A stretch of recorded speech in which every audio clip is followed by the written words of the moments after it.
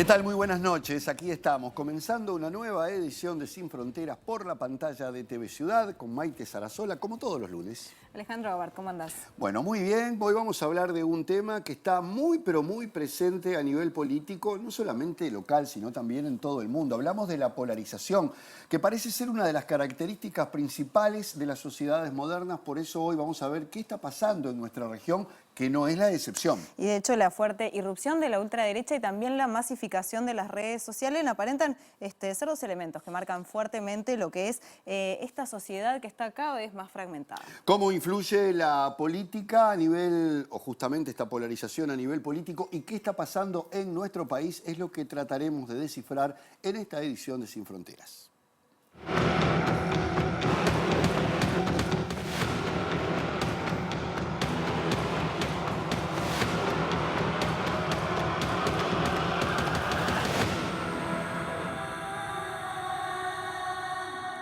Comenzamos a desentrañar este tema, como siempre, de la mano de nuestro analista Álvaro Padrón. Álvaro, buenas noches, ¿cómo estás? ¿Qué tal? ¿Cómo les va? Bien, bueno, vamos a hablar sobre polarización, ¿no? Entonces, capaz que la primera pregunta sería, ¿estamos en un momento de polarización? ¿Estamos en un momento donde la polarización es lo que marca esta sociedad moderna? Yo creo que sí, sin duda es una de las características de esta época, lo cual no significa que sea una cosa nueva, ¿no? Ya ha habido experiencias de polarización y de ese juego de extremos, ¿no? Lo que pasa es que yo estoy convencido que en este momento tiene como un nivel de profundidad más amplio. Primero hay que entender, ¿no?, de qué se trata. Es como la idea de que todo es bipolar. Las cosas son blanco-negro, no hay matices. Y yo creo que algo de eso empieza a ocurrir allá por los 2000. Me parece que una tanda ya más profunda empieza en el 2010. Y es una expresión de radicalización de la política, hay una radicalización de las posturas, hay un distanciamiento en extremos, ¿no? La idea de que, por eso polarización es que los dos polos terminan siendo centrales, no queda nada en el medio. Y sobre todo, y me parece que esto para entenderlo en clave región y en clave Uruguay, se hace cada vez más difícil los consensos, o sea, casi no hay diálogo, no se aceptan las posiciones de los otros, no hay negociación. Y creo que esas cosas que parecen bastante naturales para la política empiezan a ser muy escasas. Yo igual tiendo a decir, porque a veces se confunde, que no es lo mismo que confrontar ideas, que debatir. O sea, eso está muy bien, es parte de que la polarización justamente nos lleva al debate. La niega, o sea, hace que cualquier idea distinta ya directamente no sea válida. Sí, entonces, a mí me parece muy importante el extremo que lleva a eso, que es la negación del otro. O sea, ya no es solo que no me importa tu opinión, ni siquiera me importás vos. O sea, y el objetivo en parte es destruir a la otra versión y al otro, ¿no? Entonces, por eso también aparecen los descalificativos, los agravios, por eso usamos tanto ahora la idea de la mentira en política, ¿no? Podemos, en inglés es noticia falsa, o sea, fake news, es la idea de que se está mintiendo directamente y no importa. Entonces, todo eso genera esa sensación de que el otro no vale, de que el otro tiene que ser de alguna manera desaparecido. Estaba leyendo un artículo y una investigación en Estados Unidos para medir algo insólito. La gente ya no acepta el vínculo con una familia, con un familiar que piensa distinto, o no acepta el casamiento con una persona cuyo pensamiento no pertenezca al mismo campo. Entonces, algo de esto pasó en dictadura, yo recuerdo bastante, ¿no? Que acompañado de la idea de calificar a las personas según su ideología, aparecían versiones de ni siquiera compartir espacios públicos. Pero bueno, era un régimen autoritario. Pero esto está pasando ahora. Me pareció interesante ver que en un estudio en Estados Unidos se llegaba a un punto tan doméstico, ¿no?, tan cotidiano, para negar al otro, ¿no? Ahora, a mí me parece muy importante entender el contexto. O sea, ¿en qué momento está pasando esto? Porque si pasó antes y luego hubo un periodo en que no se veía con tanta claridad este tipo de polarización, a mí me parece muy importante el contexto porque tiene que ver con algo que hablamos siempre, ¿no? Este momento de transición en el mundo, que produce mucha incertidumbre. O sea, básicamente la gente se pregunta qué va a pasar en el futuro. Hay esa idea de que el futuro es peor que el presente y mucho más que el pasado. Entonces, esa incertidumbre para mí activa un mecanismo que potencia esta idea de la polarización, ¿no? El miedo, el enojo, o sea, todo eso, emociones negativas, ¿no? De alguna manera son el caldo de cultivo para que anide allí esa idea de posiciones extremas, ¿no? Entonces, si a eso le sumamos las nuevas formas de comunicación, y esto efectivamente es parte de esta época, ¿no? Que te lleva de alguna manera... La gran diferencia con la época que vos referías. Exacto. ¿No? Había, sí, algunos mecanismos de comunicación muy efectivos, pero yo creo que los de ahora tienden a influir los discursos. Nadie hace un discurso largo ahora. Yo recordaba los otros días en un programa aquí en TV Ciudad, los discursos de Fidel Castro, de Perón, para decir ideologías 3 horas distintas, para ¿no? arrancar. Sí, bueno, Chávez llegó a hablar un día entero. O sea, eso es inaceptable hoy. La gente no está dispuesta a escuchar más de 5 o 6 minutos de una idea, de un planteo. Entonces, Perdón, pero eso funciona para todos los ámbitos de la vida, de la modernidad, ¿no? Todo. Esa impaciencia, que también obviamente se va a reflejar en eso, está presente en cada momento. Es así, es así. Pero en política, en sociedad, es esto que vos decís, pero la política que trata de conectar con la sociedad, al haber menos tolerancia al tiempo y a la profundidad, eso cambia también los programas, no solo los discursos. O sea, se tiende a tener programas mucho más simples, que toquen temas que no son tan estructurales, sino más de emociones, y eso lo estamos viendo hoy en campaña electoral. Sí, ¿no? eso te iba a decir, porque acá estamos viendo, por ejemplo, que hay un nivel, aunque no llega a otros extremos, pero donde las opciones, o mejor dicho, las propuestas casi no se ven. Fulano dijo tal cosa porque hizo tal otra, y así estamos. Pero, Jano, te voy a decir, además de programas y de discursos, algo increíble que está pasando en esta época, los nombres de los partidos. O sea, históricamente los nombres de los partidos referían a las ideas. Partido Socialista, Partido Demócrata, Republicano, no sé, Laborista. Ahora Podemos, Indignados, La Libertad Avanza, El Abrazo. O sea, mire que estoy hablando de sectores políticos muy diversos. Se utilizan otros tipos de claves para convocar a la gente. Entonces, fíjense la profundidad de los cambios que hace, no solo que se cambien los discursos, que se cambien los programas, sino que se cambien los nombres de los partidos para conectar con la gente, porque al final el objetivo es acercar la gente a la política. Y por supuesto, y para mí acá está la clave, todo esto se sintetiza en el cambio de liderazgos. O sea, al final en política las cosas se sintetizan en personas, y en el líder o en la líder. Entonces, esa persona tiene que ser la que encarne el cambio del discurso, el cambio del programa, la representación de ese símbolo que es el nombre, incluyendo banderas, en fin, ¿no? Todo lo que estamos viendo, por ejemplo, del otro lado del charco, ¿no? O sea, esa cosa tan disruptiva que yo considero uno de los ejemplos más fuertes que hoy se está dando de esto que estamos hablando de la polarización. Entonces, al cambiar el liderazgo aparece una cosa que yo creo que también es muy compleja para la política, que es que todo se centra en una persona. O sea, se personaliza la política y se va perdiendo la idea de algo orgánico, la idea del partido, la idea de un colectivo. Y por lo tanto, esos personajes que se vuelven más centrales, con esa personalización, pasan a ser también el salvador, son como mesías, el líder. ¿no? Exactamente. Y algo peor, el dueño. La idea de que son dueños de. Y por lo tanto, hacen lo que quieren. Ustedes observen el comportamiento de Trump. Él es muy típicamente dueño, ¿no? Porque como viene del mundo empresarial, impone, manda. Entonces, se metió el Partido Republicano en el bolsillo, porque en realidad ahí tuvo que recurrir a un partido histórico, pero lo fue arrasando en cuanto a los líderes en su primer elección, y hoy es hegemónico. Él no consulta con nadie lo que va a decir o lo que va a hacer. Y algo parecido es con Milei, solo que Milei creó un partido nuevo, entonces tiene de alguna manera más margen de acción. Eso le facilita mucho esta idea de impunidad.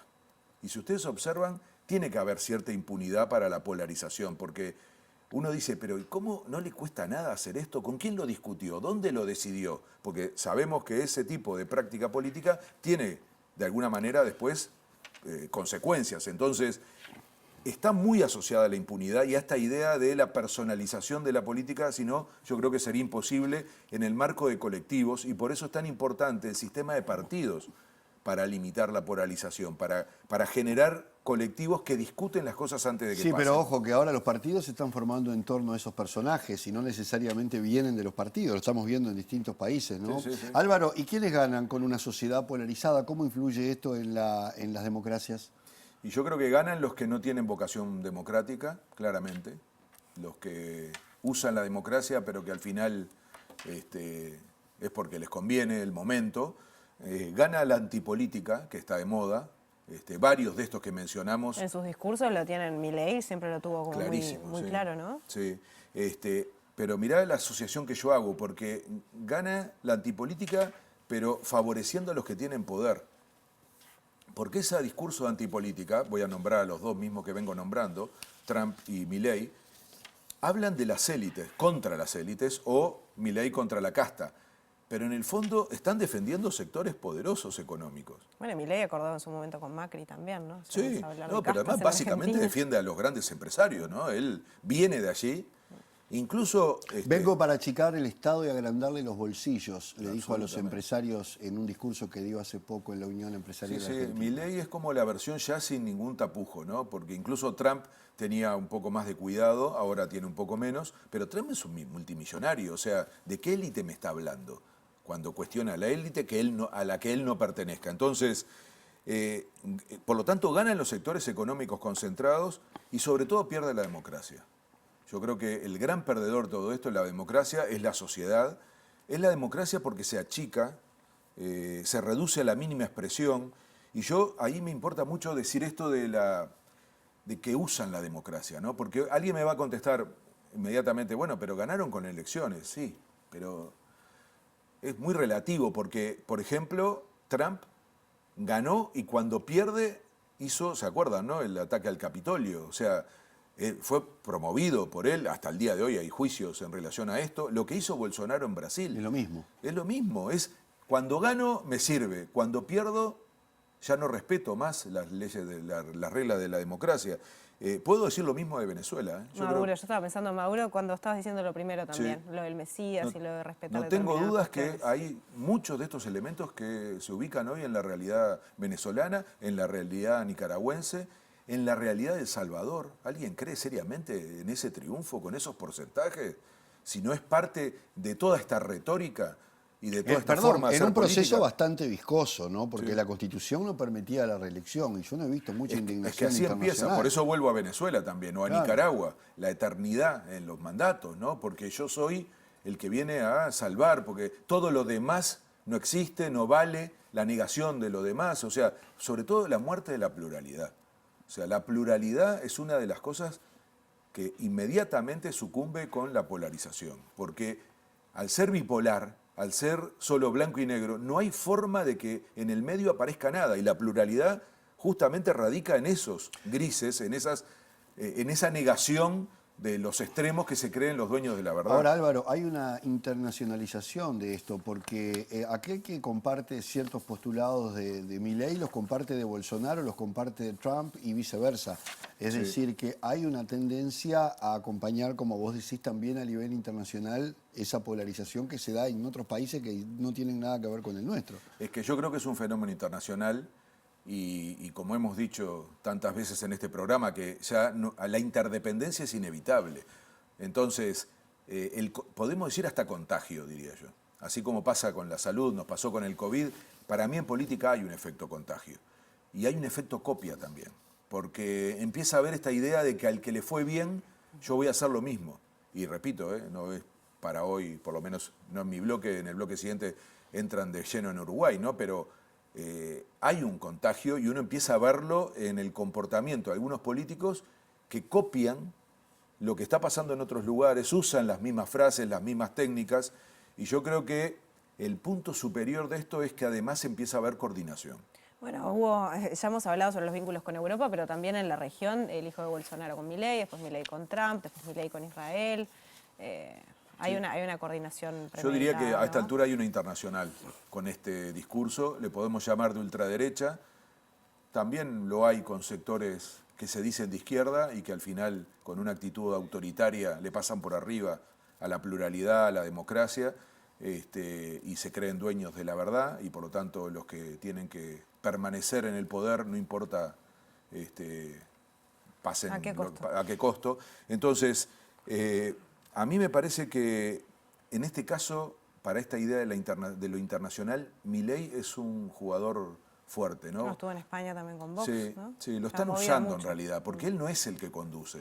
Si tuviera que nombrar un ideólogo es Steve Bannon, un publicista millonario, un personaje increíble. Hay que leer lo que ese tipo dice para darse cuenta que hay teoría detrás de esto. Esto no es una improvisación, hay teoría detrás de esto y este señor que se encargó primero del Brexit, después de la campaña de Trump, alimenta mucha de la ultraderecha europea, incluso dice que Trump es tibio, así que imaginen sus posiciones. Y Milei aparece como el payaso, ¿no? El que no importa demasiado porque si un día desaparece y si además hace pelota Argentina tampoco importa mucho, pero a Milei lo están usando como el kamikaze de todo esto. Es como y él se laboratorio presta. también, ¿no? Y como laboratorio de argentino. encontrar los límites. Sí, sí. Pero fíjense si será importante ver la perspectiva internacional, porque esto no solo pasa adentro de un país. Ese personaje, Milei, ahora descalifica a cualquiera de otra parte del mundo. Le dice cualquier cosa a otro presidente. Comunista y corrupto. Claro, lo que hace con Lula.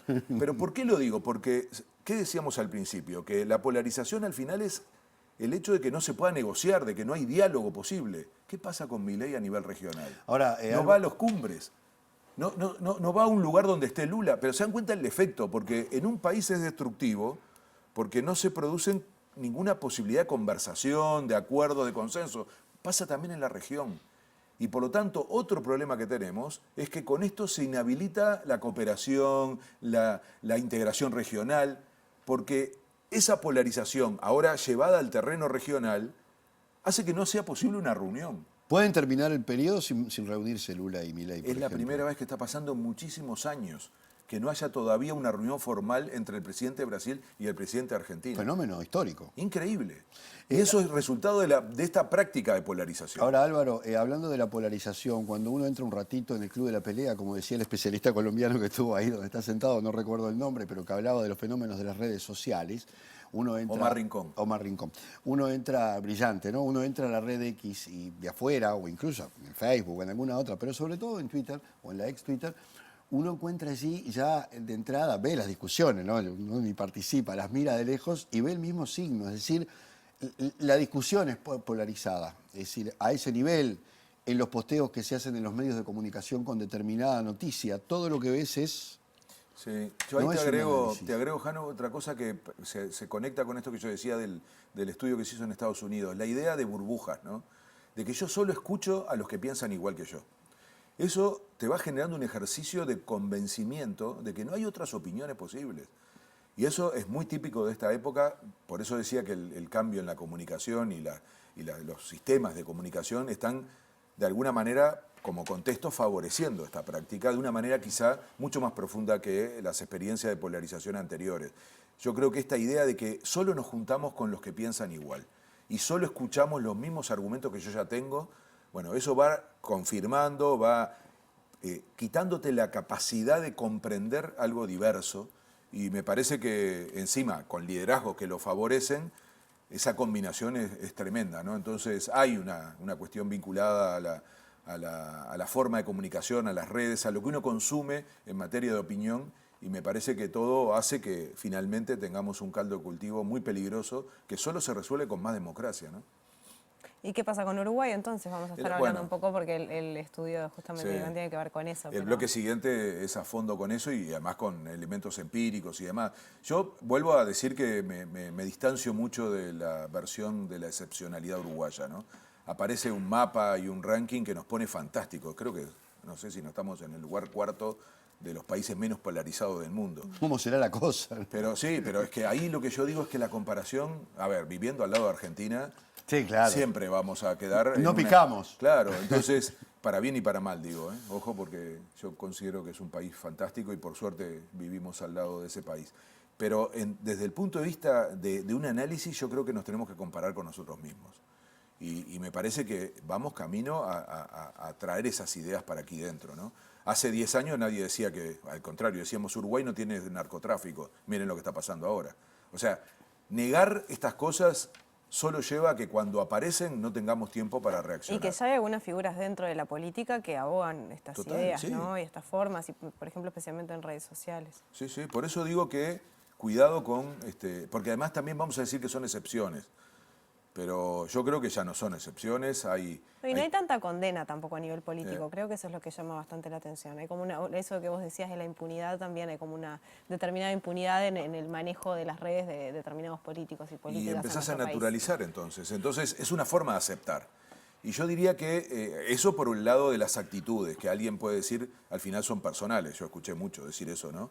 En este último periodo se decía, no, lo hace ella a título personal y el partido no dice nada, pero hay un elemento de polarización que yo creo que es muy importante. Repito que en el bloque siguiente se van a estar hablando hasta de los temas que polarizan, que me parece una muy buena forma de analizar el tema, pero a mí me parece que el elemento más disruptivo o más transformador de la sociedad uruguaya en materia de polarización es haber creado dos bloques. O sea, hoy hay que haber fusionado al Partido Colorado y al Partido Nacional. Esto se lo contabas a gente, digamos, histórica en Uruguay y te decía, es imposible que ocurra. O sea, fueron las dos divisas que dividieron a este país, se mataron en torno a esas banderas. Entonces, encontrar ahora esa sensación casi de unidad orgánica. Se pasaron a degüello, decían antiguamente. Sí, se mataban, se mataban.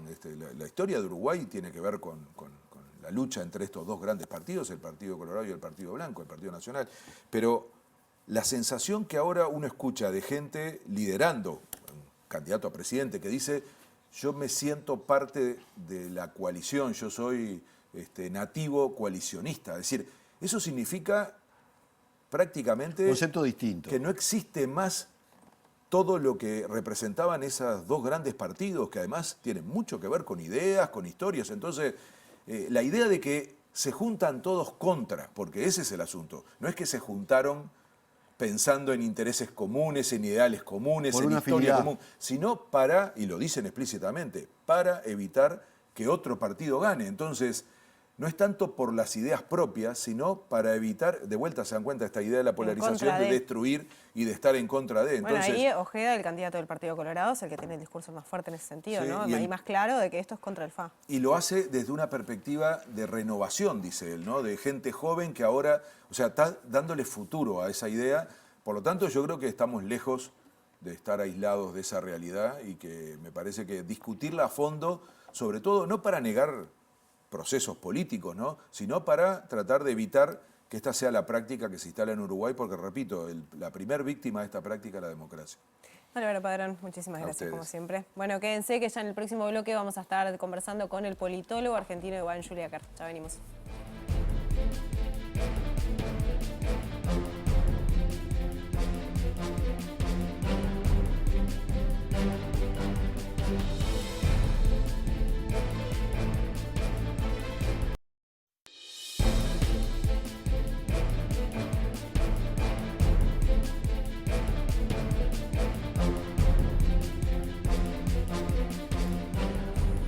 Bien, y en este segundo tramo del programa vamos a estar abordando justamente el fenómeno de la polarización, pero desde una perspectiva diferente. Para eso recibimos al politólogo Iván Julaquier, investigador en el área Medios, Discursos y Política. Bienvenido, Iván, un gusto tenerte aquí con nosotros. Buenas noches. Muchas gracias por invitarme.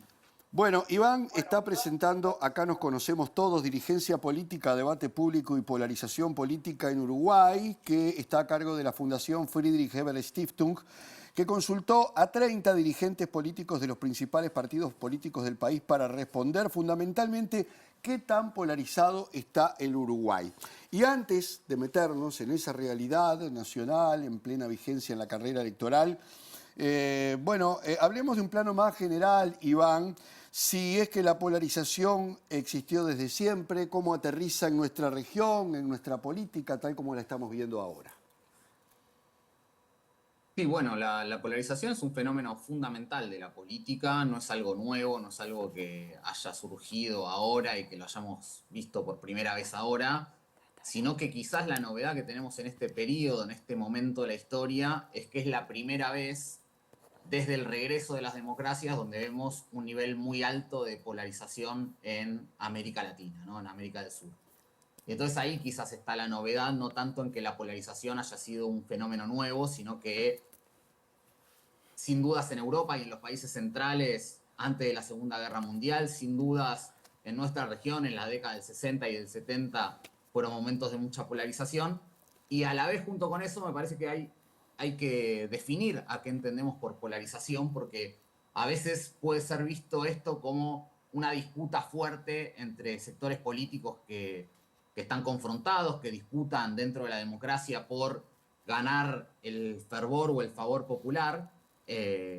Y eso es parte de la democracia. A veces en la década de los 80, en la década de los 90, en tiempos de políticas neoliberales que tenían gran consenso, durante un tiempo la sensación es que no había polarización y eso llegó a un nivel donde votar a uno o votar a otro candidato no cambiaba el programa de gobierno. Entonces, algunos autores en ese momento hablaron de posdemocracia, ¿no? Entonces, la democracia requiere de diversidad, requiere de disputa entre actores políticos. El tema es cuando esa polarización se vuelve una polarización severa, donde el otro aparece deshumanizado, y en esa deshumanización, escuchaba en el bloque anterior que hablaban, por ejemplo, del caso de Milei en Argentina, y esa polarización deshumanizante, bueno, permite cualquier tipo de calificativo sobre el otro y también justificación de ciertas violencias contra el otro, ¿no? Iván, mencionabas a Milei, en este sentido te quería preguntar, ¿qué tanta incidencia tiene el aterrizaje de determinadas figuras de la ultraderecha en esta polarización que estamos viviendo actualmente?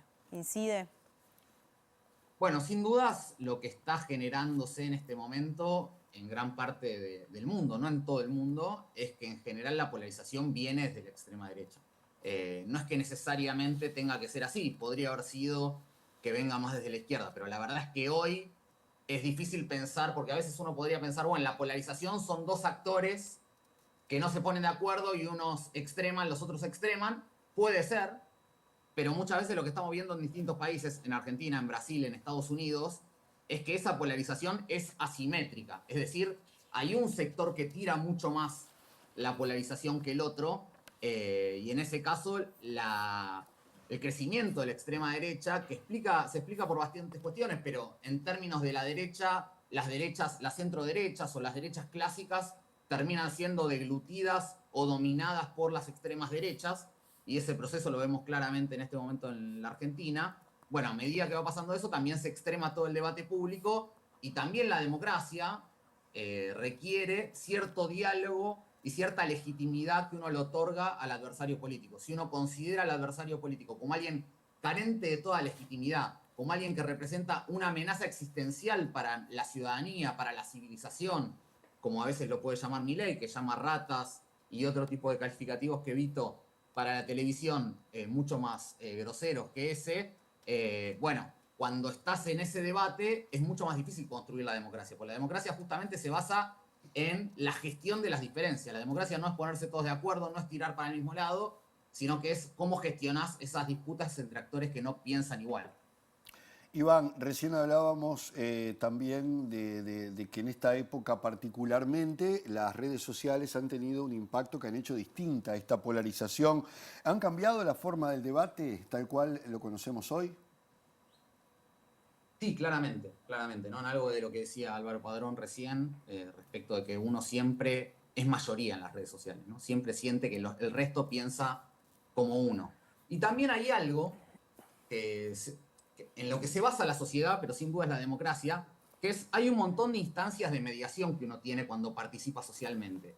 A veces uno piensa, el primer pensamiento que uno tiene a veces cuando está con sus hijos, cuando está con su tía, cuando está con un amigo que hace algo que a uno no le gusta, a veces piensa cosas que no necesariamente después expresa, ¿no? El mundo de las redes ha generado una instantaneidad en nuestras comunicaciones y una falta de mediaciones a la hora de poder hablar que muchas veces nos lleva al insulto, a la falta de encuentro con el otro, a la posibilidad o a la imposibilidad, mejor dicho, de entender que el otro también tiene sus razones, aunque el otro esté equivocado o para uno esté totalmente equivocado.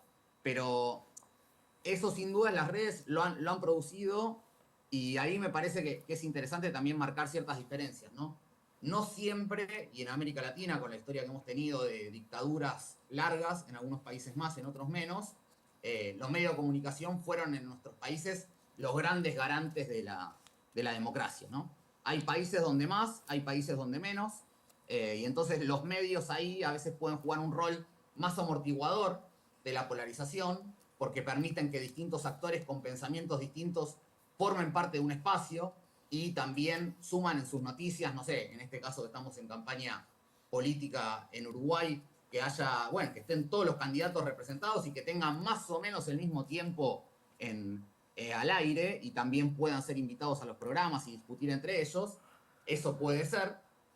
O puede ser que haya sistemas mediáticos mucho más parecidos al argentino, donde solo se consulta a los propios y el resto, los adversarios, aparecen como alguien con quien no hay que hablar, ¿no? Eso genera bastante las redes sociales, pero a la vez los medios y la política pueden tomar actitudes diferentes ante esa lógica de las redes sociales, donde siempre somos mayoría y el otro aparece cada vez más como un extraño. Iván, antes de pasar al capítulo de Uruguay, me quedé pensando en eso que decías de esa extrema derecha que tiene la capacidad de diluir a la derecha, ¿no? Esa cuestión fagocitaria, y que ha pasado en Argentina, pero en Brasil, en España también. ¿Eso significa que ya no estamos en un mundo donde podemos hablar de izquierdas y derechas? ¿Cambió un poco ese orden, ese mapa al que estamos tan acostumbrados o no? Bueno, perdón, porque me anticipo un poco, justo me dijiste, no anticipemos el estudio, Dale, pero tranquilo, igual. hay algo que es interesante, es que en Uruguay se puede hablar de izquierdas y derechas. Claro. Y los propios dirigentes políticos se reconocen a sí mismos de izquierda o de derecha. Y creo que justamente la emergencia o el crecimiento de las extremas derechas en muchos casos ha vuelto a colocar el eje izquierda-derechas, pero por supuesto hay un montón de otras cosas que se juegan. Quizás se juega, en el caso de Estados Unidos, también el vínculo entre globalización y nacionalismo, con un montón de traducciones que a veces se hacen muy mal entre Europa o los países centrales y nuestros países, ¿no? En general, en los países que tuvieron pasado imperial, la derecha es la nacionalista. Y en general, en los países que no tenemos pasado imperial, que son en general los latinoamericanos, la izquierda es la que representa más ideas nacionales, ¿no? Entonces ahí hay una dificultad de traducción muchas veces, pero en principio sí hay algo que es las extremas derechas han logrado captar un espíritu de época en el campo de las derechas que a veces es leída en muchos actores como una derechización clara de las sociedades, cuando en realidad no es que eso no se haya dado en muchos casos, pero el fenómeno más importante es la radicalización de las derechas. Es decir, la radicalización de las derechas es mucho más fuerte que la derechización de las sociedades, por eso tenemos en un montón de países de América Latina, Colombia, Chile, México, Brasil, gobiernos de izquierda, ¿no? Gobiernos de izquierda que ganan las elecciones, quizás después no logran irradiar o ser hegemónicos como pudieron ser al principio de este siglo los gobiernos del Frente Amplio en Uruguay, o los gobiernos de Correa en Ecuador, o los gobiernos de Evo Morales en Bolivia, o los gobiernos del kirchnerismo en Argentina. Iván, ahora sí, vengamos a Uruguay para ver un poco lo que ha dejado ese estudio. ¿Qué tan polarizado está nuestro país y cuáles son las características de esa polarización que ustedes han encontrado? Bien, este estudio es un estudio que es una continuación de un estudio que hicimos el año pasado. Y ese estudio del año pasado mostraba que en las redes sociales de los dirigentes uruguayos nosotros no encontrábamos tantas diferencias con lo que pasa en otros países. Es decir, partíamos de una base que es que en la mayor parte de los rankings internacionales Uruguay aparece como el país menos polarizado de América, por lejos, o sea, uno de los países menos polarizados del mundo. Y sin embargo, la lógica de las redes sociales se parece bastante a la de muchos países muy polarizados. Entonces, queríamos hacer como una parte de decir, bueno, las redes sociales son muy importantes, Twitter es muy importante, nuestro estudio era sobre Twitter, pero Twitter tiene varios problemas, ¿no? En ese momento todavía no lo había comprado Elon Musk y ahora podríamos decir que tiene más problemas. Pero yendo a ese momento, Twitter es la red más politizada de las redes sociales, pero no es la red más masiva. Y además de no ser la red más masiva, es solo una parte de las redes sociales, pero también es solo una parte de la escena pública. Están los medios, está la política y un montón de otras cuestiones que juegan e inciden sobre la participación pública. Y ahí entonces nos parecía que era importante ir a consultarle a los dirigentes. Y para tirar un título, y seguimos charlando, en principio encontramos que la dirigencia política uruguaya está mucho menos polarizada que la del resto de América y sigue siendo un país poco polarizado para estos tiempos, probablemente si uno pensara respecto de dónde viene Uruguay, un poco más polarizado. Y en estas entrevistas que ustedes realizaron, ¿qué manifestaron los políticos y las políticas en lo que refiere al diálogo entre ellos, ¿no? Especialmente con quienes piensan diferente? Bueno, haciendo esta distinción dentro de la polarización entre polarización más ideológica, es decir, la izquierda piensa tal cosa, la derecha piensa tal otra, es parte de la democracia y en un punto es necesaria esa polarización ideológica de confrontación de proyectos políticos.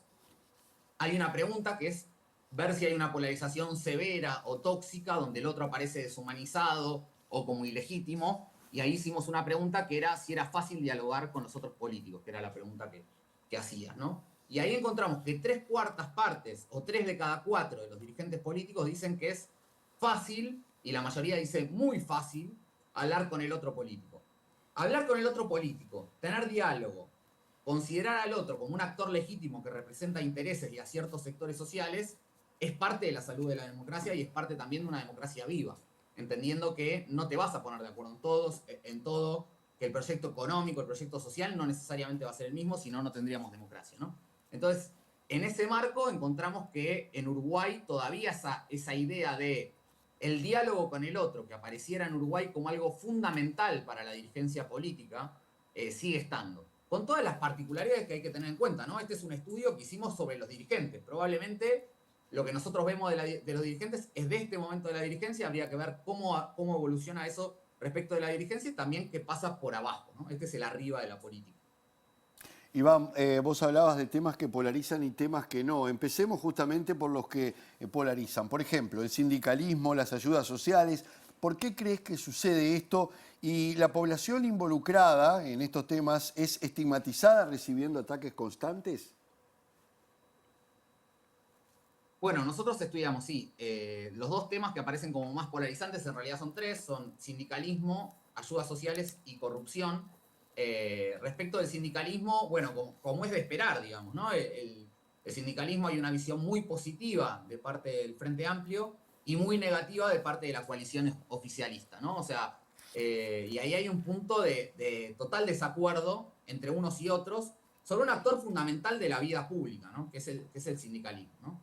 Y a la vez, si uno pensara en cómo se coloca el Frente Amplio y en cómo se coloca la coalición multicolor, en realidad tiene que ver también con las posiciones clásicas de izquierda y derecha. En general, las izquierdas fueron mucho más prosindicales y las derechas fueron históricamente más antisindicales. En eso no vemos algo absolutamente original, pero sí que es algo que divide, ¿no? Que divide. Y otra cosa que divide es las ayudas sociales, ¿no? Mientras el Frente Amplio considera que son insuficientes para la coalición de gobierno, que también está apoyando seguramente su gestión, porque está terminando su gestión, aunque todo este estudio lo hicimos a fin del año pasado, tratando de evitar la coyuntura más polarizante que siempre tiene un momento de elecciones. Bueno, para la coalición las ayudas sociales son suficientes, son las que deberían ser. ¿Por qué? Bueno, el Frente Amplio dice las ayudas sociales son fundamentales para que la gente se cumplan sus derechos, para que puedan desarrollarse mejor, y en general la visión que prima entre la coalición multicolor es uno de los problemas de las ayudas sociales es que desmotivan a la gente a salir a buscar trabajo, que las acostumbran a recibir dádivas o apoyos estatales y por lo tanto no se movilizan. Bueno, entonces no se movilizan para buscar trabajo o integrarse al mercado, ¿no? Entonces ahí hay dos cuestiones que también tienen que ver con la historia de izquierdas y derechas y que son como los dos temas que más polarizan. ¿Y qué, Iván, qué pasó cuando estudiaron los temas que no polarizan? Porque a mí al menos cuando leía el informe hubo un par que me llamaron la atención. Sí, ahí, bueno, en realidad también en esto de Uruguay como un país muy poco polarizado comparado con otros países, es un estudio que arranca diciendo cuáles son los temas que no polarizan, porque son más los que no polarizan que los que sí polarizan dentro de lo que preguntamos, ¿no? Hay temas que no polarizan que son... Nosotros preguntamos 4 cuestiones sobre la economía. De esos 4 había 3 que eran la cantidad de impuestos que cobra el Estado uruguayo, la intervención del Estado en la economía y si las empresas de servicios públicos debían quedar o no en manos del Estado o en todo caso en manos de privados. Y ahí encontramos en general bastantes acuerdos respecto de que las empresas de servicios públicos tienen que quedar, de servicios públicos tienen que ser gestionadas por el Estado. Por supuesto, alguien me podrá criticar, no sé, por ejemplo, nombrar lo que pasa con Antel en este momento, pero digo, eso es lo que nombran en torno de valores algunos los dirigentes. Después, el grado de intervención de los impuestos, que también es interesante, porque en realidad, aunque el acuerdo es que no se puede cobrar más impuestos ni menos, la coalición multicolor y el Frente Amplio llegan a ese razonamiento por caminos diversos, ¿no? El Frente Amplio dice, nos gustaría cobrar más impuestos, que el Estado tenga más recursos, pero la verdad que no, ya llegamos al tope, no se puede más. Y la coalición multicolor, y sobre todo los blancos, dicen, nosotros cuando llegamos al gobierno prometimos que íbamos a bajar más impuestos, pero la verdad es que llegó la pandemia, vimos cómo funciona el Estado y menos de eso no podemos, ¿no? Entonces ahí también se llega de alguna forma a ese acuerdo. Y después hay otros temas que no polarizan, que son, por ejemplo, los medios y el periodismo, y otro, que entiendo que quizás es el más disonante respecto de lo que pasa en el debate público habitual, en torno de lo que dicen los dirigentes políticos, que es la seguridad. ¿En qué sentido? Todos los actores están de acuerdo en que el gran problema de Uruguay, y no solo de Uruguay, sino de la democracia uruguaya, es el narcotráfico. Y que ni el Frente Amplio, ni la coalición multicolor en este gobierno lograron encontrar soluciones que mejoren esa situación y que por lo tanto de eso no se va a salir sin políticas de Estado. Sí, está claro que ese va a ser uno de los grandes desafíos del próximo gobierno. Iván, en el libro hay un mapa en que Uruguay aparece como uno de los países menos polarizados del mundo, mucho más si lo comparamos con lo que ocurre, por ejemplo, y por una cuestión hasta de tamaño, con Uruguay, y, con Brasil y con Argentina. ¿Cómo se puede explicar eso? Bueno, en realidad una de las cuestiones que podríamos nombrar en términos de la polarización y el grado de polarización y la diferencia entre Uruguay y sus países vecinos más grandes, algo que uno puede ver ahí muy claramente es que la gran diferencia es cómo se considera el adversario político. Esto también me parece interesante hacer una pequeña aclaración acá. Que 3/4 o 3 de cada 4 de los dirigentes políticos digan que es fácil o muy fácil dialogar con el otro político, incluye también un cuarto que dice que no, ¿no? Probablemente no es que no exista actores que consideren que el país está muy polarizado, que Uruguay está muy polarizado en términos de polarización severa. También hemos encontrado actores que deslegitiman a los adversarios políticos, pero en nuestra muestra de 30 hay solo uno. También hemos visto en las redes sociales que hay algunos actores que seguramente quienes nos están viendo se les ocurrirán algunos, saben que participan a partir de negar la legitimidad del otro, de incluso a veces montarse en operaciones políticas o en fake news, o si dan desinformación, decir, bueno, esto que yo dije no fue así, pero podría haberlo sido, con lo cual el otro no merece ningún trato respetuoso. Eso que en Uruguay lo vemos como con cierta presencia, sigue siendo menor en el caso uruguayo, está lejos de ser dominante, y en Argentina y en Uruguay está en Argentina y en Brasil está absolutamente naturalizado, ¿no? Ese lugar está naturalizado y aparte ocupa el centro del debate, ¿no? Ustedes hablaban de Milei, y Milei básicamente es un influencer que se ha hecho conocido como una especie de lo que llamaríamos un troll, ¿no? Insulta al otro, lo deslegitima, manifiesta discursos anticientíficos, proliferan fake news y al mismo tiempo así gestiona. Entonces, ese momento es cuando la polarización se vuelve mucho más difícil porque el otro aparece totalmente deshumanizado. Y cuando el otro está deshumanizado, no hay ninguna posibilidad de reconstruir un diálogo o de pensar una democracia fuerte, porque el otro merece cualquier tipo de mal que le toque. Hace un ratito hablábamos y mencionabas, ¿no?, que en Uruguay sí hay izquierda y derecha. Ustedes de hecho les pidieron a estas personas que entrevistaron que se ubicaran en una línea, ¿no?, según el partido al que pertenecían. ¿Qué fue lo que encontraron cuando les pidieron eso? Bueno, lo que encontramos le preguntamos, es un estudio muy clásico de la política que se hace, que es, si uno fuera a la izquierda y 10 fuera a la derecha, ¿dónde se ubicarían? Y lo que encontramos es que el Frente Amplio se ubica en una centroizquierda, pero a la vez es ubicado por colorados y por blancos en esa centroizquierda, es decir, lo que el Frente Amplio ve de sí mismo es lo que sus adversarios políticos ven de él. También ahí hay un debate democrático fuerte en general cuando los actores logran la legitimación de los otros para colocarse en esa posición política. Lo escuchaba Álvaro en el bloque anterior decir que, bueno, para Milei son todos comunistas los que no están con él, ¿no? Que también podría ser una prédica de Bolsonaro, ¿no? Ahí obviamente ellos se colocan quizás en el 10, en la extrema derecha, y colocan a los otros en el 1, a todo el resto. Entonces no ven los matices, las mediaciones que incluye la política. Pero si vamos a los colorados y a los blancos, ellos se ubican finalmente en la centro derecha.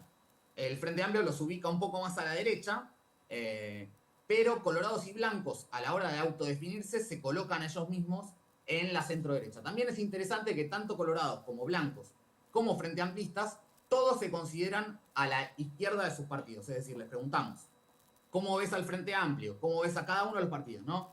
Al Partido Colorado, al Partido Nacional y a Cabildo Abierto, y todos los colocan en algún lugar. Cuando le preguntamos, ¿dónde te ubicarías vos, de izquierda a derecha? Blancos, colorados y frente amplistas, todos consideran que ellos están a la izquierda de sus propios partidos. Bueno, Cabildo Abierto es un caso aparte, en general es mucho más colocado cerca de la extrema derecha, de posiciones de derecha dura, y en ese sentido también lo que hemos visto, que hasta ahora no hemos nombrado, es que Cabildo Abierto es como el actor que, en términos de legalización del aborto, de antifeminismo y de salida de la dictadura, es el partido que tiene una agenda mucho más parecida a la de las derechas duras de otros países como Argentina o Brasil. Ahí, por supuesto, esa agenda más antifeminista o esa agenda también cultural no es necesariamente la misma en el caso de Cabildo respecto de la economía, y ahí también habría una diferencia grande con Milei, ¿no? Pero ahí no vemos, respecto al feminismo, por ejemplo, los blancos y los colorados están mucho más cerca del Frente Amplio que de Cabildo Abierto, ¿no? Y también respecto del aborto. Y con esta, ya para ir cerrando, pero con esta información sobre la mesa, ¿se puede predecir de alguna manera, capaz que me decís que no, pero para dónde va a ir la política uruguaya teniendo este estado de situación actual? Bien, ahí es como la gran pregunta, y creo que hay algunos elementos que uno podría tirar sobre la mesa ahora en esta coyuntura electoral. En principio, uno puede ver tanto en la elección de la fórmula del Partido Nacional, como en el propio discurso de Ojeda, en esto de quedarse dentro de la coalición, pero también en la propia propuesta del Frente Amplio, que hay una idea todavía de que las elecciones se ganan por el centro. Si uno viera Argentina, si uno viera Brasil con Bolsonaro, en un momento hubo una idea de que no se ganaba por el centro, ¿no? O al menos si alguien tuvo la idea, fracasó, ¿no? Con esos dos actores. Entonces, en Uruguay todavía tenemos eso. Junto con eso, y antes lo nombrábamos, la calle Pou, en sus propios términos y en los propios términos de su electorado, no es una derecha mainstream o una centro derecha que se vaya del gobierno de capa caída fracasando, sino que para sus propios votantes en general es una persona que aparece como un relevo posible en el horizonte, con lo cual tampoco pareciera que figuras de extrema derecha vayan a tomar ese lugar en el corto plazo y a dominar esas derechas, lo cual no quiere decir que no siga habiendo actores de extrema derecha que vayan teniendo lugar. Y también, digo, si uno pensara en las elecciones de hace 5 años, Manini Ríos le había ido muy bien y pareciera haberse incorporado al sistema político, y también esa figura podría haber sido más de derecha dura, parece hoy menos fuerte que en ese momento. Y por ejemplo, el ejemplo de Sartori, que vino como un outsider, que apareció de manera desconocida, bueno, fue a jugar dentro del Partido Nacional, con lo cual todavía también en Uruguay, hay que decirlo, y es uno de los grandes diferenciales que tiene históricamente, son los partidos median, los partidos siguen jugando ahí. Entonces, por lo tanto, las redes sociales van a seguir estando y probablemente vamos a ver discursos cada vez más polarizantes en las redes. Pero el tema es cómo lo otro, cómo el resto del sistema político, cómo el resto de los medios lo siguen procesando. Y todavía Uruguay pareciera tener muchos más resortes que otros países para no llegar a esos extremos de una polarización severa donde el otro aparece deshumanizado. Bien, esperemos que así sea. El estudio se llama Acá nos conocemos todos, dirigencia política, debate público y polarización política en Uruguay, de la Fundación Friedrich Ebert Stiftung. Muchísimas gracias, Iván Julaquier, que es politólogo, investigador en el área medios, discursos y política, por este análisis que nos permite acercarnos un poco también a nuestra propia realidad. Muchísimas gracias a ustedes, y si me permiten meter un pequeño aviso, claro. El miércoles a las 6:30 de la tarde lo vamos a presentar en el Espacio Colabora, este informe, y también el jueves a las 6:30 de la tarde en la Facultad de Información y Comunicación voy a estar hablando de polarización, redes en Argentina, así que bueno, cualquiera de las dos invitaciones quedan abiertas, y muchas gracias por la invitación. Queda hecha la invitación, Iván, muchísimas gracias. Gracias, Iván. Gracias a ustedes. Nos vamos a Bueno, la sola. nos vamos. Para quienes quieran leer este trabajo, Sí. está en internet, en la página de la FES. Está muy interesante, es cortito, claro. así Aclare que la FES es la Fundación Friedrich Ebert. ¿Cómo te gusta decir? Listo. Bueno, gracias a ustedes por acompañarnos como siempre. Que descansen. Nos volvemos a encontrar el próximo lunes aquí en la pantalla de TV Ciudad en Sin Fronteras.